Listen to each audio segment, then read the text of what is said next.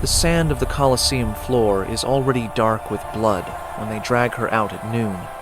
Her name is Aurelia Tertia, and she is 23 years old, a freedwoman accused of poisoning her former master's wife, though she has maintained her innocence through 3 days of preliminary torture that have left her unable to walk without assistance. The guards who hold her arms are not gentle. They do not need to be. The 50,000 Romans filling the seats above are finishing their midday meals, chatting with neighbors, barely glancing at the arena floor where the morning's animal hunts have concluded, and the afternoon's gladiatorial matches have not yet begun. This hour belongs to the condemned.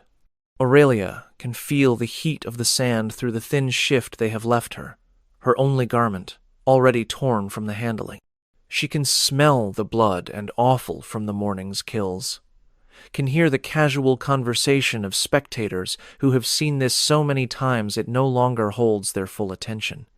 She can see the other condemned being led out behind her, 7 men and 3 women, all scheduled to die in the next hour, through methods designed not merely to kill, but to entertain. She does not yet know which method has been assigned to her. The magistrates who sentenced her did not specify. The arena officials who processed her this morning did not tell her. She will learn what is about to happen to her body only when it begins happening. The arena master, a heavy-set man named Decimus Valerius Festus, who has supervised these noon executions for 11 years, consults his wax tablet and gestures toward Aurelia. 2 attendants approach carrying something that glints in the Mediterranean sun. It takes her a moment to understand what she is seeing. A garment made of linen that has been soaked in pitch and oil, designed to be placed over her body and then ignited. The tunica molesta, the troublesome shirt. She has heard of this punishment. Everyone in Rome has heard of it. But hearing about fire and feeling it approach your skin are different things entirely. What happens next in that arena, and what happened to thousands of other condemned prisoners across 4 centuries of Roman entertainment, is what tonight's video will reveal in detail that no classroom ever taught you. What you are about to learn has been sanitized out of most historical education because the reality is too disturbing for general audiences. You know that Romans watched gladiators fight. You have seen the movies, the heroic combat, the dramatic thumbs up or thumbs down, the noble deaths of warriors who chose to fight. That version of Roman entertainment is real, but radically incomplete. The gladiatorial matches were the main event. But before the main event came the executions, the systematic killing of condemned prisoners, using methods designed to maximize both suffering and spectacle. These executions were not hidden, shameful necessities. They were entertainment. They were scheduled. They were advertised. They were popular. Tonight you will learn about 13 specific methods the Romans used to execute prisoners in the arena. Methods that went far beyond simple killing into territory that modern forensic psychologists classify as ritualized. Torture murder with mass participation. You will learn about the tunica molesta, the burning garment that transformed condemned prisoners into living torches while crowds watched and cheered. You will learn about the damnatio ad bestias, the condemnation to beasts that was not simply being thrown to lions, but an elaborate production involving dozens of animal species and staging designed to prolong death. You will learn about the ludi meridiani, the noon executions where prisoners were forced to kill each other in combat with no armor and no possibility of survival. You will learn about the mythological executions, the theatrical productions where condemned prisoners were forced to act out fatal myths, actually dying as Icarus fell from artificial wings, actually being torn apart as Orpheus was dismembered by Maenads, actually being violated as Pasiphae was mounted by the bull. Subscribe if you want to understand what Roman civilization actually looked like behind the marble facades and philosophical treatises. Comment below, telling me where in the world you are watching from. Because Aurelia is standing in that arena with the pitch-soaked garment approaching her body, and I am going to tell you exactly what happened next, and what happened to thousands of others who died, in ways that the Roman crowds considered appropriate entertainment for a afternoon at the games. Let us begin with the flames. The burning garment was not a quick death. It was designed to be slow, to be visible, to be theatrical in ways that satisfied audiences who had grown sophisticated in their tastes for suffering. The tunic itself was constructed from cheap linen, the kind used for slaves' clothing, soaked thoroughly in pitch, resin, and animal fat. When ignited, this combination burned slowly rather than flash combusting, producing flames that consumed the victim over a period of 10 to 15 minutes rather than killing through shock within seconds. The condemned prisoner was dressed in the tunic while it was still unlit, pulled over the head, tied at the waist to prevent removal, sometimes secured at wrists and ankles to posts that would hold the victim upright as the flames did their work. The ignition was itself theatrical. Attendants approached with torches from multiple directions, lighting the garment at several points simultaneously so the flames would spread evenly. Aurelia Tertia experienced this process on an afternoon in approximately 115 of the Common Era, during the reign of Trajan. The administrative records that survive from this period, fragments preserved in later compilations, describe her case in clinical terms. Aurelia Tertia, freedwoman, convicted of beneficium against Claudia Marcella, wife of Gaius Petronius Arbiter, sentenced to arena execution. Method assigned: crematio per tunicam. Execution confirmed by arena physician at the 7th hour. The record does not describe her screaming. It does not describe the smell of burning flesh that witnesses reported could reach the upper tiers of the amphitheater. It does not describe how long she remained conscious as the flames consumed her, though medical experts who have analyzed these execution methods estimate that victims remained aware for between 3 and 8 minutes, depending on how the flames spread. What the record does note is that her execution was well received by the crowd, a notation that appears frequently in arena administration documents, indicating that the death had provided satisfactory entertainment value. The philosopher Seneca, writing approximately 60 years before Aurelia's death, described the noon executions he witnessed. I happened to return home at midday, expecting rest and relaxation after the morning's entertainments. Instead, I found something quite different. The morning fights had been merciful by comparison. Now all pretense was stripped away. The men had no armor. Their bodies were completely exposed to every blow. The crowd preferred this to the regular matches. And why not? There was no helmet to deflect the sword, no shield to block the thrust. Who needs skill when you have condemned criminals killing each other? Seneca was describing the combat executions, but his observations about crowd preferences apply equally to the burning. The Romans had developed tastes for death that was visible, prolonged, and unobstructed by the protections that made gladiatorial combat survivable. The tunica molesta was used not only in arenas, but also in private spectacles hosted by emperors. Nero famously used condemned Christians as human torches to illuminate his gardens during evening parties, the burning garments providing light by which guests could dine and socialize. Tacitus describes one such evening. To suppress this rumor, Nero fabricated scapegoats and punished with every refinement the notoriously depraved Christians. Their deaths were made farcical. Dressed in wild animals' skins, they were torn to pieces by dogs, or crucified, or made into torches to be ignited after dark as substitutes for daylight. Nero provided his gardens for the spectacle, and exhibited displays in the circus, mixing with the crowd or mounted on a chariot, dressed as a charioteer. The Christians dying as human torches were experiencing the same method applied to Aurelia Tertia, the slow combustion of the pitch-soaked garment, the prolonged consciousness, the theatrical presentation of suffering as entertainment.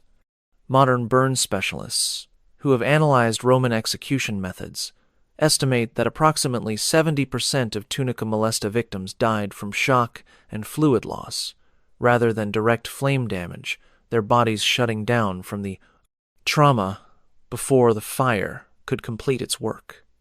The remaining 30% died from asphyxiation as the flames consumed the oxygen around their faces, or from organ failure as their core temperature rose beyond survivable levels. None of these deaths were quick.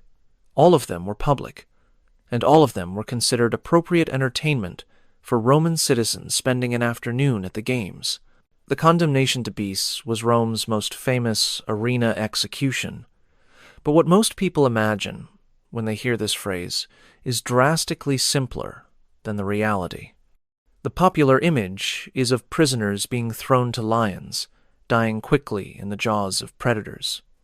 The actual practice was far more elaborate, involving multiple animal species, staged scenarios, and timing designed to extend death over significant periods.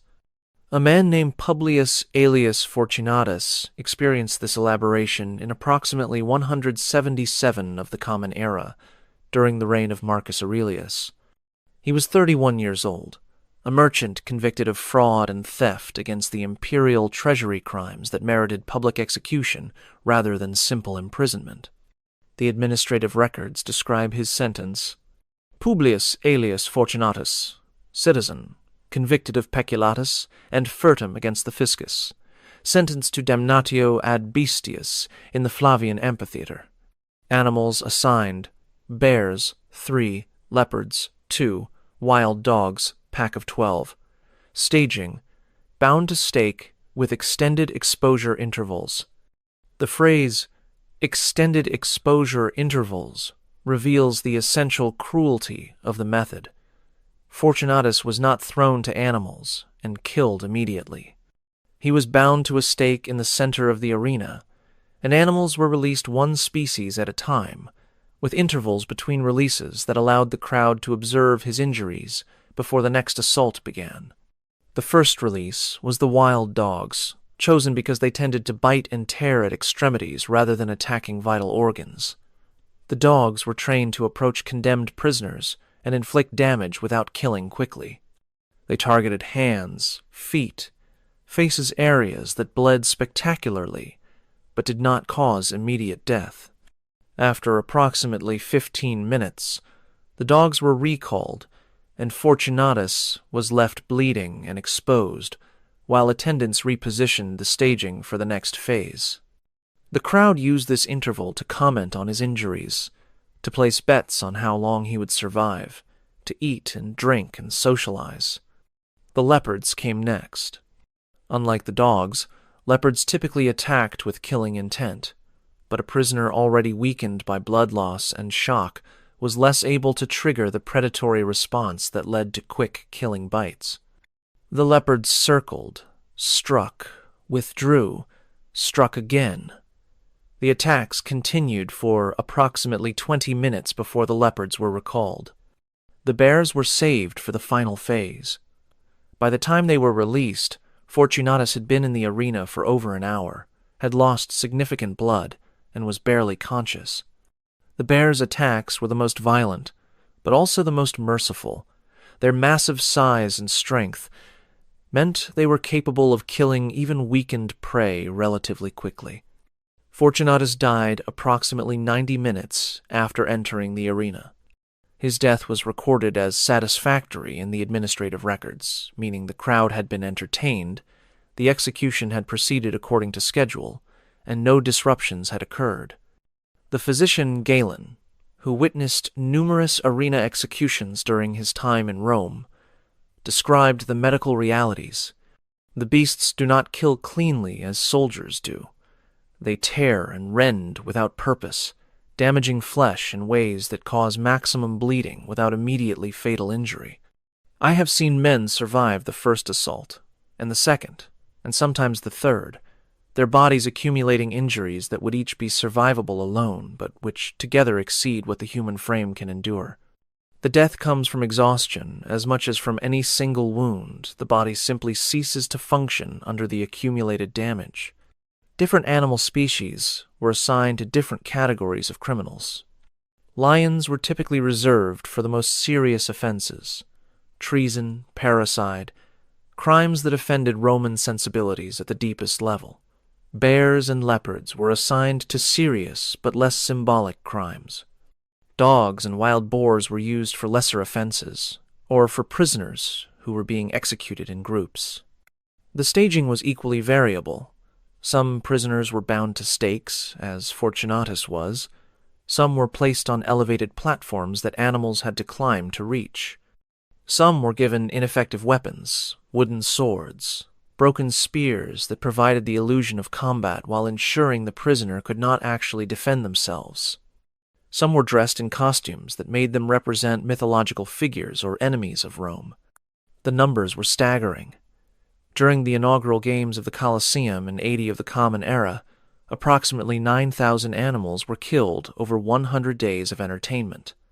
Many of these animals were killed by professional hunters in mourning spectacles, but a significant portion were used in executions that could consume dozens of animals per condemned prisoner, depending on how elaborate the staging was designed to be.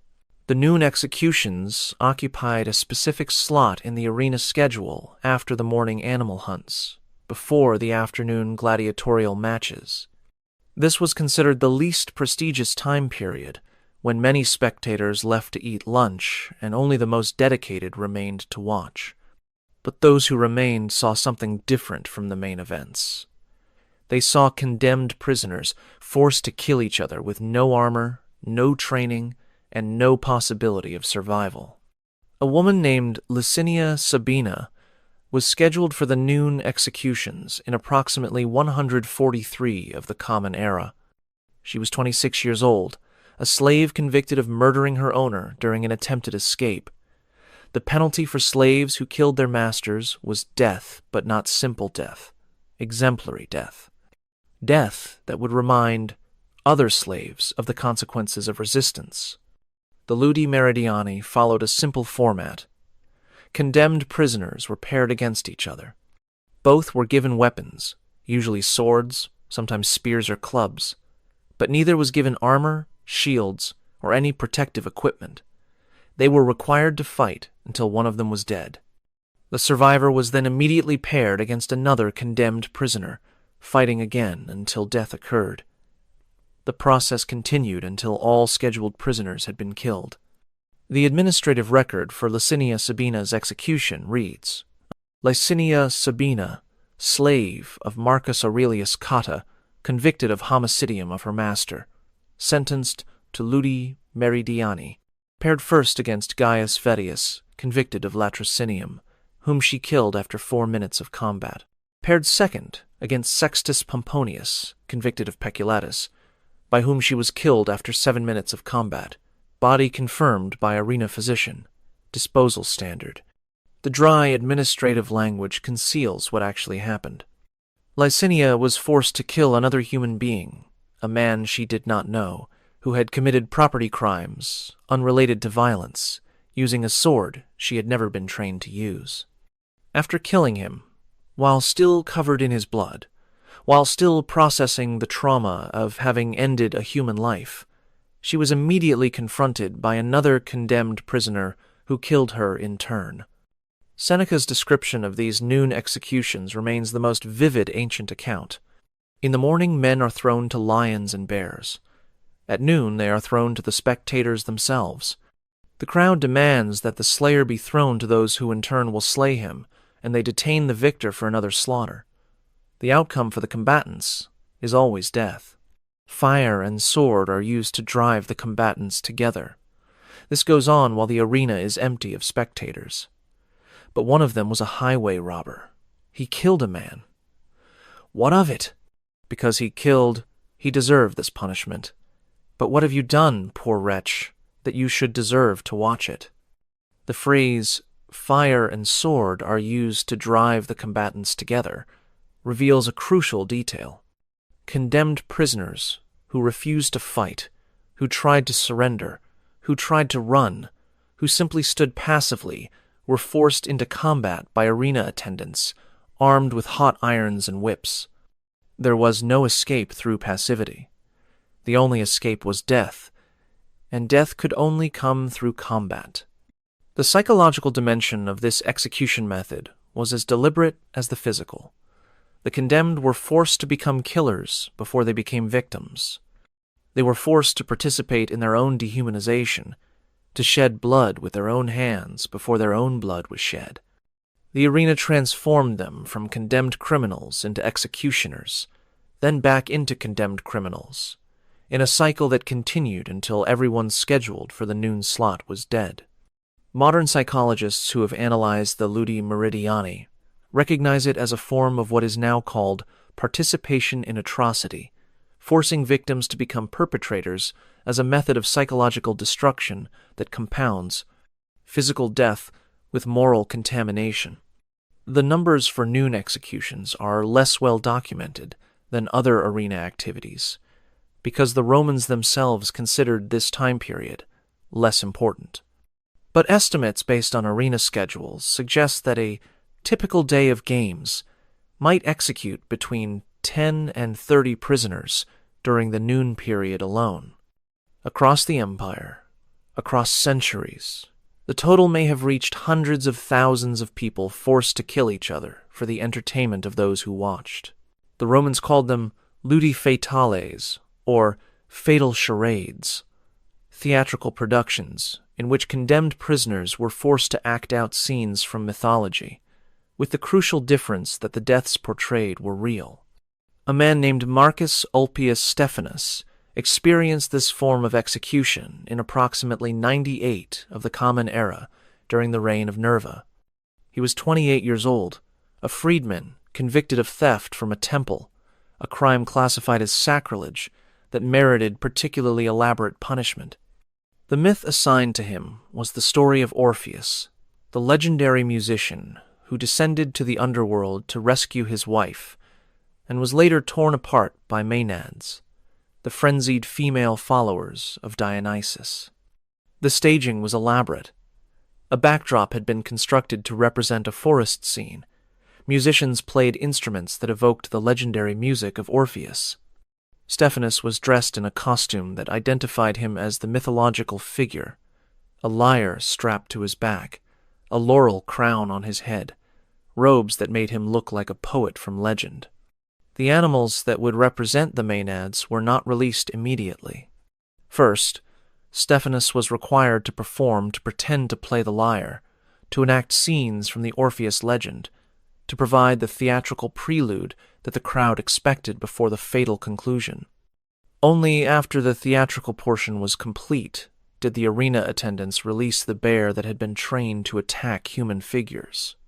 The poet Martial, who witnessed numerous mythological executions during his time in Rome, describes several in his epigrams. What before was performed in myth is now performed in the arena. Pasiphae really did mate with the Dictaean bull, believe it. We have seen it. Antiquity should not be incredulous any longer. The arena makes real whatever fame has sung. Laureolus, hanging on no pretend cross, gave up his vitals to a Caledonian bear. His lacerated limbs lived on, dripping gore, and in all his body there was no body left. The reference to Laureolus describes another mythological execution, this one reenacting the death of a legendary bandit who was crucified and then torn apart by wild animals. The condemned prisoner was actually crucified on a cross constructed for the arena, and then actually torn apart by a bear while still alive on the cross. The Pasiphae reference describes what was considered the most disturbing of the mythological executions, the reenactment of the myth in which Queen Pasiphae mated with a bull and conceived the Minotaur. In the arena version, condemned women were placed in wooden devices designed to facilitate actual coupling with bulls. Whether the women survived this assault varied. The purpose was the spectacle rather than the specific outcome. A woman named Volumnia Cytheris was subjected to this execution in approximately 112 of the Common Era. She was 34 years old, convicted of adultery, with a senator in a case that had political dimensions beyond the personal. The Pasiphae execution was assigned specifically because the adultery charge made the sexual nature of the death seem fitting to Roman sensibilities. The administrative record notes. Volumnia Cytheris, freedwoman, convicted of adulterium with Senator Gnaeus Cornelius Pulcher, sentenced to mythological execution as Pasiphae. Device constructed according to specifications. Bull provided by the imperial stables. Execution completed at the 4th hour. Body disposed according to standard procedures. The record does not note whether she survived the assault by the bull, whether she died during the process, or afterward, or how long the spectacle lasted. These details were apparently not considered worthy of administrative documentation. Modern historians estimate that mythological executions represented approximately 15 to 20% of arena deaths during the imperial period. The theatrical nature made them expensive to stage, requiring props, costumes, trained animals, and careful choreography, which meant they were typically reserved for major games rather than routine entertainment. But during major festivals, multiple mythological executions might be staged in a single day, each depicting a different fatal myth, each killing a real person in a role they had not chosen. The myths selected for arena execution were always those involving violent death: Icarus falling from the sky, prisoners thrown from heights, Hercules burning on his funeral pyre, prisoners burned alive in staged funeral scenes, Prometheus devoured by eagles, prisoners tied to rocks while trained birds attacked them, Attis castrating himself, prisoners forced to undergo emasculation before death. Each of these deaths happened to real people. Each was considered appropriate entertainment for Roman audiences. Each was documented in administrative records that noted completion times and crowd reception, but rarely mentioned the suffering of the condemned. The burning at the stake was distinct from the tunica molesta in method and duration, where the burning garment killed through fire, spreading across the body. The cremacio killed through sustained exposure to flames that approached the body from below. A man named Lucius Varius Ambustus experienced this execution in approximately 203 of the Common Era, during the reign of Septimius Severus. He was 41 years old, a Roman citizen convicted of arson that had killed multiple people, a crime that Roman law considered particularly appropriate for death by fire. The staging for crematio was standardized by the imperial period. The condemned was bound to a wooden stake set in the center of the arena floor. Combustible materials, wood, straw, dried brush, were piled around the base of the stake, reaching approximately to waist height. The materials were ignited, and the condemned died as the flames rose to consume first their lower body, then their torso, then finally their head and face. The duration of this death was longer than the tunica molesta estimates, based on witness accounts suggest, between 20 and 45 minutes from ignition to death, depending on how the materials were arranged and how quickly the flames spread. The administrative record for Lucius Varius Ambustus reads, Lucius Varius Ambustus, citizen, convicted of incendium with homicidium, sentenced to crematio in the Flavian amphitheater. Execution commenced at the 6th hour. Death confirmed at the 7th hour -1/4. Crowd reception positive. Body disposed by fire completion. The notation death confirmed at the 7th hour -1/4 indicates that Ambustus took approximately 45 minutes to die from the time the flames were ignited. For 45 minutes, he burned in the center of the Colosseum while crowds watched. Witness accounts from various periods describe what this death looked like. The flames rise slowly at first, licking at the legs while the condemned screams and struggles against bonds that cannot be broken. The skin blackens and splits. The fat beneath the skin melts and feeds the fire, making the flames burn brighter. The screaming continues until the smoke grows thick enough to choke, or until the flames reach high enough to sear the throat and lungs. Some die from the smoke, some die from the fire. All die slowly, and all die in full view of those who have paid to watch. Medical experts who have analyzed death by burning estimate that consciousness is typically maintained until the flames reach the chest and begin affecting respiration. This means that victims of crematio were likely aware and suffering for between 15 and 30 minutes before losing consciousness, a duration that the Roman crowds apparently found appropriately entertaining. The crematio was used for specific categories of crimes: arson, as in Ambustus's case, certain forms of treason, some religious offenses, and occasionally for criminals whose other offenses were considered less serious, but who were being used to fill out a schedule of entertainment. During periods of Christian persecution, crematio was a common method for executing believers who refused to sacrifice to Roman gods. The numbers are difficult to estimate, because crematio was often combined with other execution methods in a single day of games. But records from provincial amphitheaters suggest that burning executions might constitute between 5 and 15% of total arena deaths, with higher percentages during periods of religious persecution, when Christians and other minority groups were being executed in large numbers.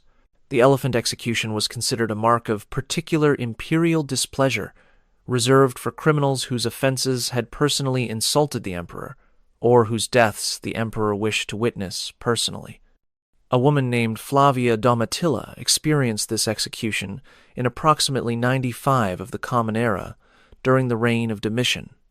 She was approximately 30 years old, a member of the imperial family itself, niece of the Emperor Vespasian, and first cousin of Domitian. Her crime was conversion to Judaism or Christianity. The sources are unclear which Domitian interpreted as a personal betrayal of the family and the state religion. The elephant execution worked through crushing. The condemned was placed on the arena floor, either bound and immobile or chained in a way that allowed limited movement. A trained elephant was then directed to step on the condemned person, crushing them under its weight. The cruelty of this method lay in its variability. Elephants could be trained to crush quickly a single step on the chest or head that ended life within seconds. Or they could be trained to crush slowly, stepping on limbs first, then the pelvis, then the lower torso, working upward toward vital organs over a period of minutes, while the condemned remained conscious and screaming. The administrative record for high-status executions like Flavia Domitilla's was often suppressed for political reasons. Later, emperors did not want documentation of imperial family members being executed by their predecessors. But later, historical accounts describe her death in terms that suggest the slow variant was employed. The emperor's cousin was brought to the sand in chains and placed before the elephant that Domitian himself had selected for the task. The beast was directed to begin with her feet, then her legs, then her hips. She lived through all of this, screaming for mercy that was not granted. Only when the elephant was directed to her chest did the screaming stop. Domitian watched the entire process from the imperial box, his face showing satisfaction at the death of one he considered a traitor to his house. The duration described suggests a death that lasted between 10 and 15 minutes, far longer than would have occurred if the elephant had been directed to crush vital areas immediately. Elephant executions were relatively rare because elephants were expensive to maintain and difficult to train for arena work. Records suggest that only the largest amphitheaters, Rome, Carthage, Alexandria, had elephants available for regular execution use. Provincial games might feature elephant executions only during special imperial visits or extraordinary festivals. But the symbolic power of the elephant execution made it memorable in ways that more common methods were not. To be killed by an elephant was to be killed by the emperor's personal instrument, a demonstration of imperial power that extended even to the method of death. The naumachia, the staged naval battle, is often remembered as a spectacular entertainment rather than an execution method. But for the condemned prisoners who crewed the ships, it was simply another way to die in the arena. A man named Gaius Sergius Bassus experienced this execution in approximately 52 of the Common Era during the reign of Claudius. He was 33 years old, a sailor convicted of mutiny against his captain, a crime that Roman military law punished with death. His execution was scheduled for one of the major naumachia, staged on the artificial lake that Claudius had constructed specifically for naval entertainments. The naumachia featured ships crewed entirely by condemned prisoners. These prisoners were given basic weapons, swords, spears, sometimes bows, and instructed to fight the crews of opposing ships. The battle continued until one side was entirely killed or drowned. Survivors from the winning side were typically executed afterward, either immediately in the water or later in traditional arena methods. The scale of these events was enormous. The naumachia, staged by Claudius in 52, featured approximately 19,000 condemned prisoners divided between two fleets. By the end of the day, the majority of these prisoners were dead killed in combat, drowned when their ships sank, or executed after surviving the battle.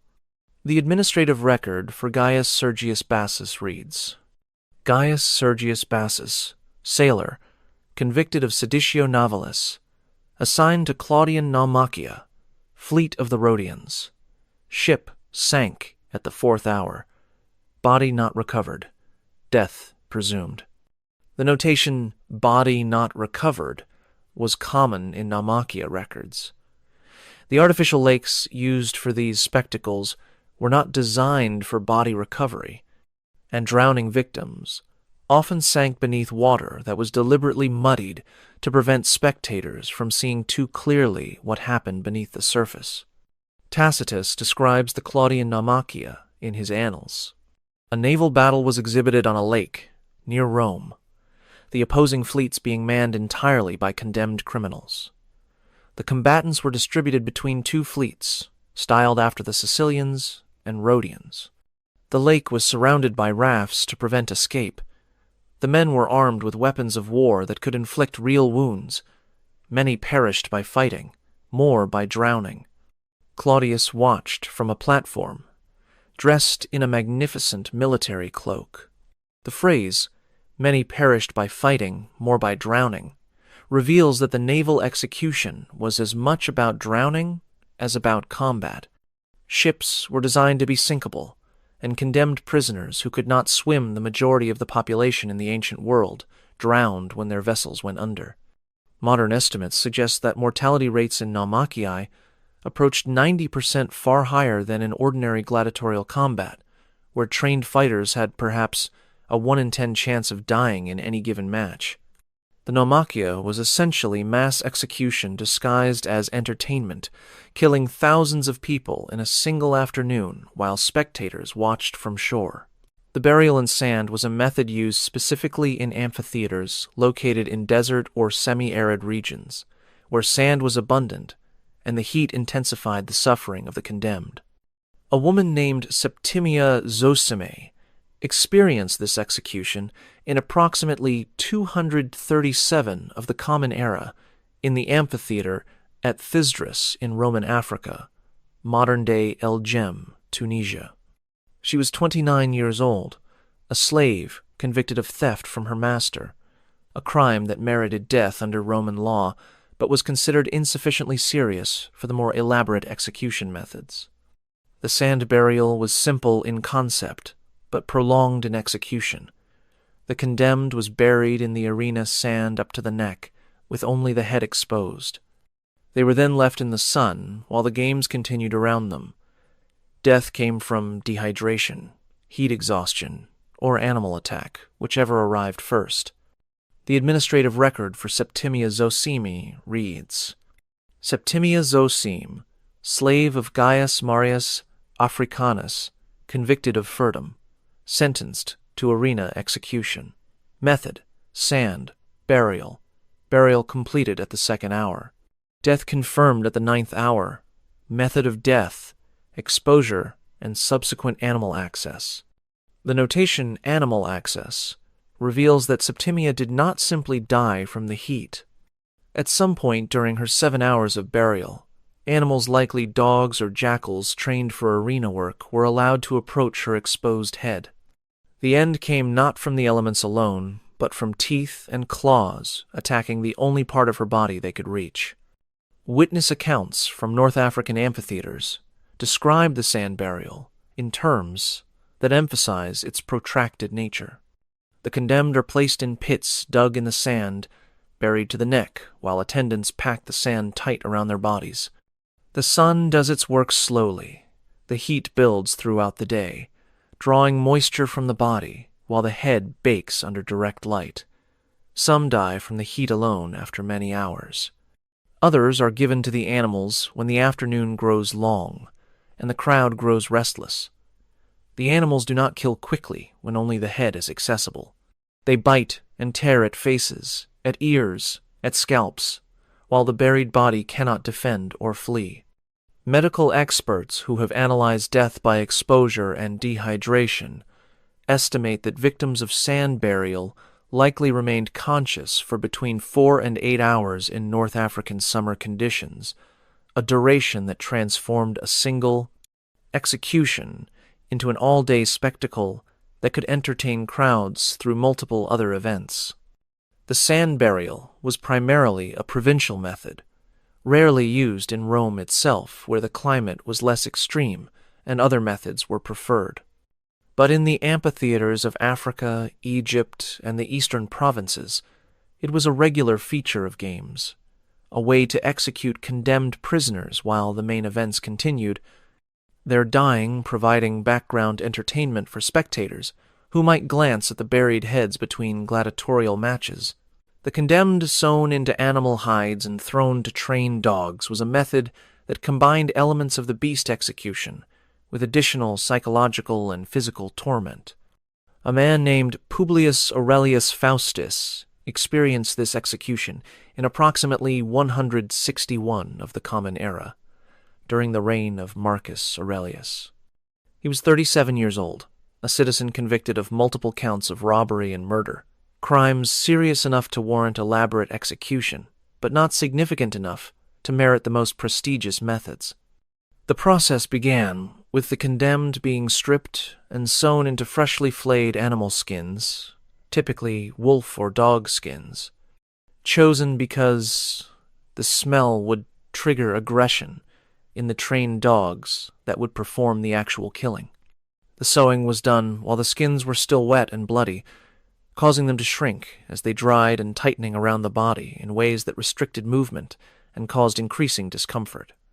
The condemned, now encased in the animal hide, was released into the arena floor where trained dogs had been waiting.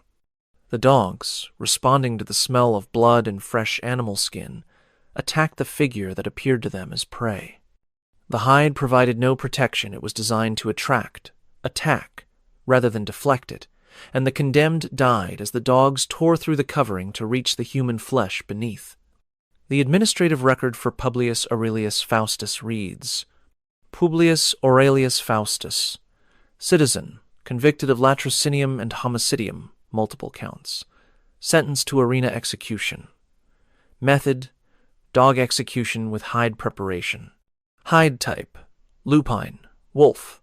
Dogs used. Pack of 18. Execution duration, 14 minutes. Death confirmed by arena physician. The notation 14 minutes indicates a death that was neither quick nor extremely prolonged.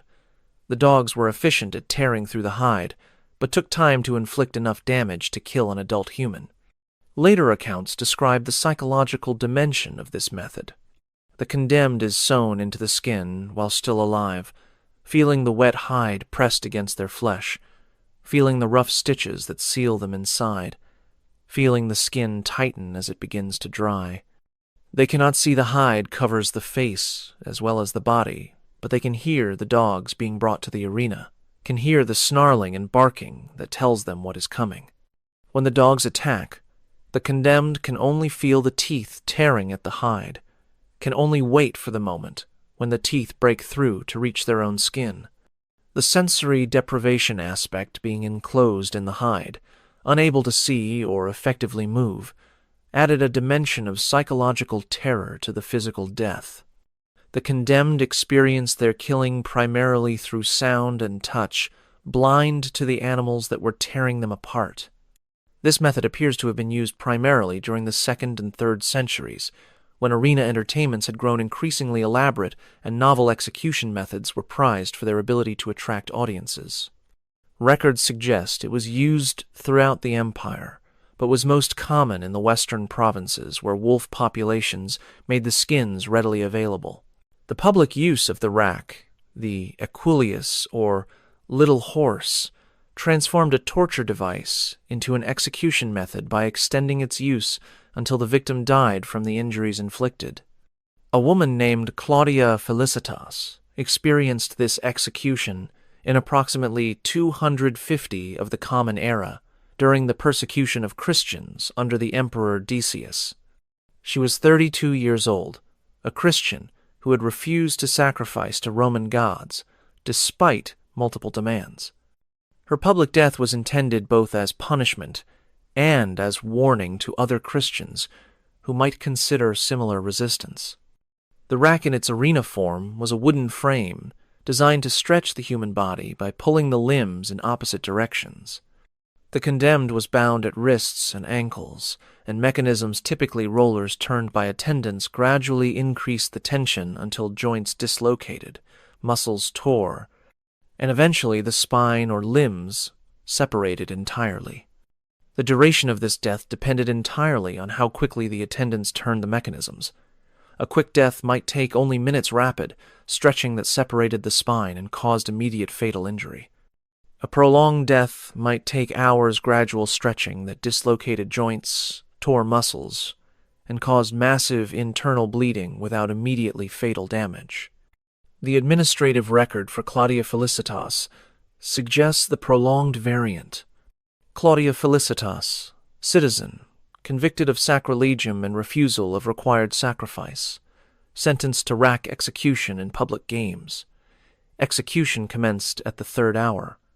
Death confirmed at the 8th hour. Body disposed according to regulations for religious criminals. 5 hours from commencement to death indicates a systematic, prolonged application of the rack gradual stretching that maximized both suffering and spectacle while crowds watched. The Acts of the Martyrs Christian documents recording the deaths of believers during persecution periods describe rack executions in terms that emphasize their duration. The Blessed Felicitas was placed upon the rack and stretched while the crowd jeered. Her shoulders were first to separate, then her hips, then her knees. She prayed throughout, her voice growing weaker as the hours passed and her body was torn apart. When at last she could no longer speak, she continued to move her lips in silent prayer. She did not die until the 5th hour after her stretching began, and those who witnessed said that even in death her face showed peace rather than suffering. The Christian framing of this account emphasizes the martyr's spiritual triumph over physical suffering, but the physical details are consistent with medical understanding of what rack torture actually does to the human body: the progressive dislocation of joints, the tearing of connective tissue, the massive internal bleeding that eventually causes death through shock and blood loss. The rack execution was used primarily during persecution periods, when large numbers of religious criminals needed to be executed in ways that would deter others. It was considered appropriate for crimes against religion because it allowed extended suffering that could be interpreted as divine punishment for the victim's theological errors. The furca, the wooden fork, was a device used primarily for slaves, but occasionally employed in arena executions for dramatic effect. A man named Titus Flavius Hermeros experienced this execution in approximately 123 of the Common Era, during the reign of Hadrian. He was 25 years old, a slave convicted of striking his master during a dispute, a crime that under Roman law was punishable by death without the protections afforded to citizens. The furca was a Y-shaped wooden yoke placed around the neck, with the arms extended along the branches and bound in place. The condemned could walk while wearing the furca, but could not use their arms, could not defend themselves, and could not remove the device without assistance. In arena use, the furca served as a restraint that made the condemned helpless, while various punishments were inflicted. The wearer might be beaten with rods while unable to shield themselves. They They might be attacked by animals while unable to fight back. They might be burned, cut, or otherwise tortured, while the wooden frame held them in position for whatever was being done. The administrative record for Titus Flavius Hermeros reads, Titus Flavius Hermeros, slave of Marcus Petronius Mamertinus, convicted of assaulting his master, sentenced to arena execution. Method: furca with progressive punishment. Punishments administered: flogging, 200 strokes, branding, imperial marks, exposure to animals, dogs, death confirmed at the 6th hour. The phrase progressive punishment indicates that Hermeros experienced multiple forms of torture before finally dying, each form inflicted while the furca prevented any possibility of resistance or defense. Accounts of furca executions emphasize the helplessness of the condemned. The slave was fitted with a fork and led to the center of the sand. His arms were stretched along the wood, bound so tightly that his fingers turned white. The attendants approached with rods and began the beating his back, his legs, his buttocks, any part of his body they could reach while the fork held him in place. He tried to turn, to dodge, to minimize the blows, but the fork prevented any effective movement. After the beating came the brand's iron marks pressed to his flesh while he screamed. After the brands came the dogs. Throughout all of this, the fork held him upright and exposed, unable to shield any part of his body from what was being done. The furca execution could last anywhere from 30 minutes to several hours, depending on how many punishment stages were included and how severe each stage was. It was considered appropriate for slaves because it emphasized their status as property without rights. The fork was, itself, a slave's device, used to restrain and transport unfree persons, and its use in execution underscored that the condemned died as a slave rather than as a human being. The throwing of condemned prisoners from heights precipitation was used both as a civil execution method and as an arena spectacle, particularly when staging the deaths of mythological figures who died by falling. A woman named Julia Priscilla experienced this execution in approximately 147 of the Common Era. She was 19 years old, convicted of poisoning multiple members of a household where she worked as a servant. The scale of her alleged crimes: 4 deaths attributed to her warranted, elaborate public execution. The arena staging for precipitation involved the construction of elevated platforms from which the condemned would be thrown. The height varied depending on the desired effect. Higher platforms produced more spectacular falls but quicker deaths, while lower platforms might result in severe injuries that did not immediately kill, allowing for further punishment of the survivor. The mythological framing often used was the death of Icarus, the boy who flew too close to the sun and fell when his wax wings melted. The condemned would be dressed in costumes that included artificial wings, raised to the platform, and thrown while spectators watched them fall. The administrative record for Julia Priscilla reads, Julia Priscilla, servant in the household of Gaius Sempronius Atratinus, convicted of multiple counts of beneficium, sentenced to arena execution. Method: precipitation as Icarus. Platform height: 40 cubits. Fall resulted in severe injury, not immediate death. Death completed by animal exposure. Total execution duration: approximately 1 hour. The notation fall resulted in severe injury, not immediate death, indicates that Julia survived the initial fall, likely with broken bones, internal injuries, and significant pain, but remained alive on the arena floor until animals were released to finish what the fall had begun. Martial describes similar executions in terms that emphasize the theatrical nature, as Icarus fell when his wax wings failed, so the criminal falls from the platform to the sand below. But Icarus died quickly, while the criminal may survive the fall to suffer what comes after. The arena improves on the myth it provides a second death for those the fall does not kill.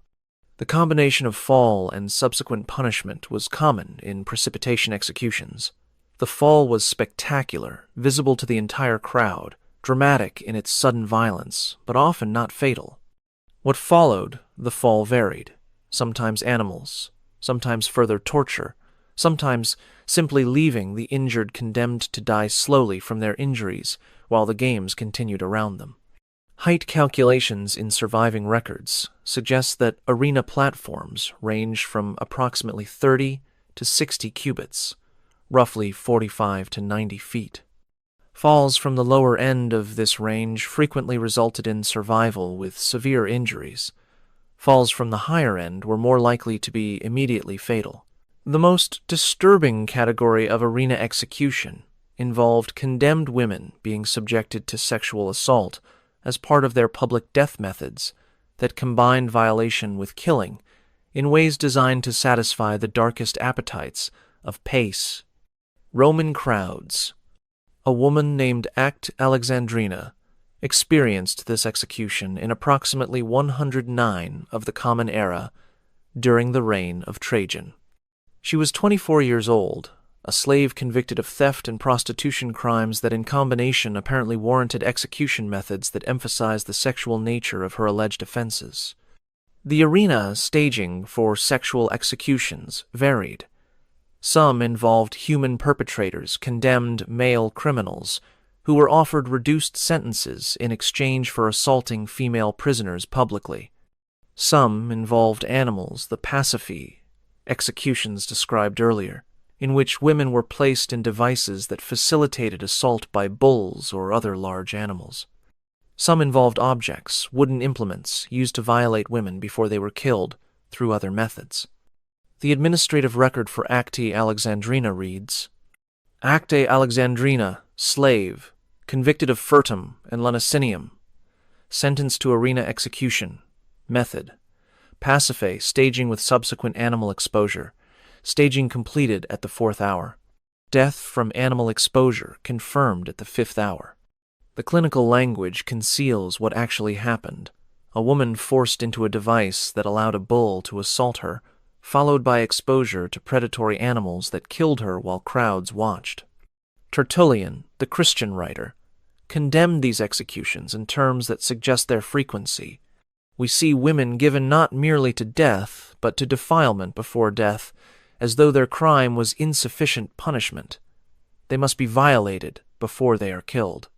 The arena that claims to uphold Roman virtue displays acts that would shame the most degraded barbarian, and the crowds applaud what they witness, calling for more, demanding variations that inventors of cruelty struggle to provide.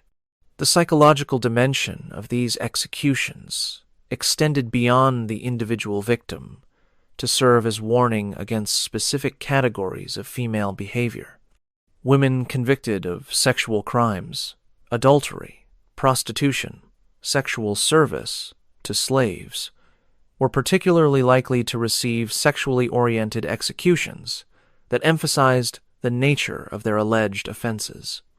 Modern historians who have analyzed Roman arena practices estimate that sexual executions represented approximately 5 to 10% of female arena deaths, a minority, but a significant minority, concentrated during certain periods and certain imperial administrations that particularly favored this category of spectacle. Modern archaeological and forensic research has provided physical evidence for many of these execution methods.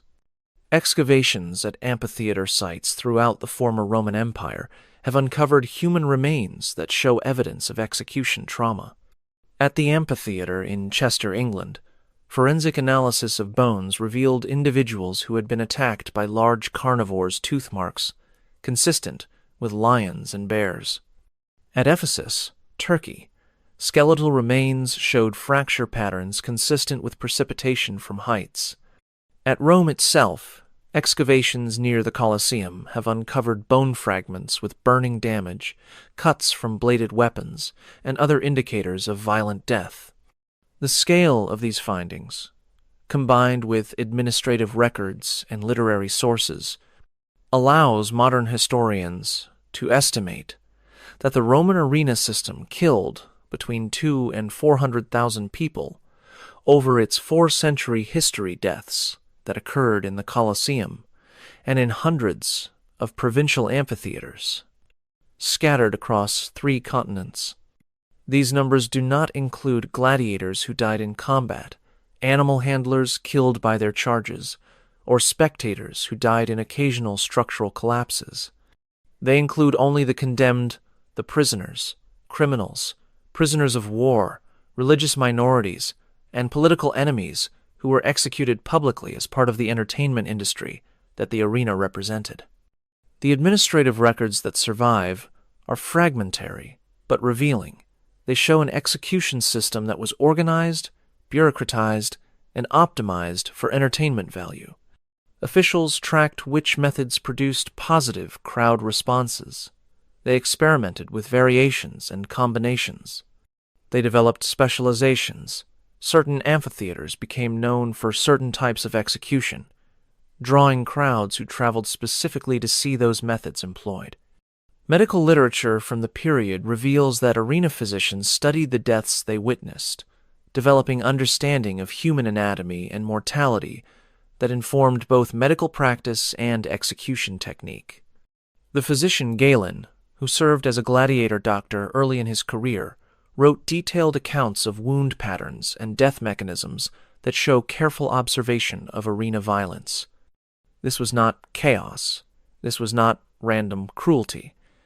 This was an industry organized, profitable, and central to Roman social and political life for 400 years. For Aurelia Tertia, who was 23 years old and wore the burning garment for 15 minutes while crowds watched her die. For Publius Aelius Fortunatus, who was 31 years old and spent 90 minutes being torn apart by animals released in stages specifically to prolong his suffering. For Licinia Sabina, who was 26 years old and was forced to kill another human being before being killed herself in the noon executions. For Marcus Ulpius Stephanus, who was 28 years old and died as Orpheus, torn apart by a bear in a mythological execution he had not chosen. For Lucius Varius Ambustus, who was 41 years old and burned at the stake for 45 minutes while 50,000 people watched. For Flavia Domitilla, who was approximately 30 years old and was crushed slowly by an elephant on the orders of her own cousin, the emperor. For Gaius Sergius Bassus, who was 33 years old and drowned in a staged naval battle with 18,000 other condemned prisoners. For Septimia Zosime, who was 29 years old and spent 7 hours buried in sand before being given to the animals. For Publius Aurelius Faustus, who was 37 years old and was sewn into a wolfskin before being torn apart by dogs who could not see that he was human. For Claudia Felicitas, who was 32 years old and spent 5 hours on the rack because she would not renounce her faith. For Titus Flavius Hermeros, who was 25 years old and died in the Furca because he struck a man who owned him. For Julia Priscilla, who was 19 years old and survived a fall of 40 cubits, only to be killed by animals on the arena floor. For Acte Alexandrina, who was 24 years old and experienced violations that Roman law considered appropriate entertainment. For the hundreds of thousands of others whose names were not recorded, whose administrative files were lost, whose deaths were witnessed by crowds, and then forgotten. For the Christians and Jews and followers of foreign gods, who died because their beliefs offended Roman sensibilities. For the prisoners of war who died because their nations resisted Roman expansion. For the slaves who died because Roman law did not consider them fully human. For the citizens who died because they committed crimes or offended the powerful, or simply were in the wrong place when the arena needed bodies. They died for entertainment. They died because the Roman system considered their deaths appropriate spectacle for afternoon crowds. They died because an empire that built roads and aqueducts and libraries also built an industry of human destruction that operated for 4 centuries across 3 continents. They died because power unchecked by accountability will always find ways to transform suffering into entertainment, because cruelty given institutional form becomes normalized, because audiences who witness atrocity regularly will eventually find it ordinary. This is what the Roman arena actually was. Not gladiators fighting for honor. Not dramatic thumbs up and thumbs down. An execution industry that killed hundreds of thousands of people using methods designed to maximize suffering and spectacle. A system that transformed human beings into entertainment products. Their deaths rated for crowd reception. Their suffering optimized for viewing satisfaction.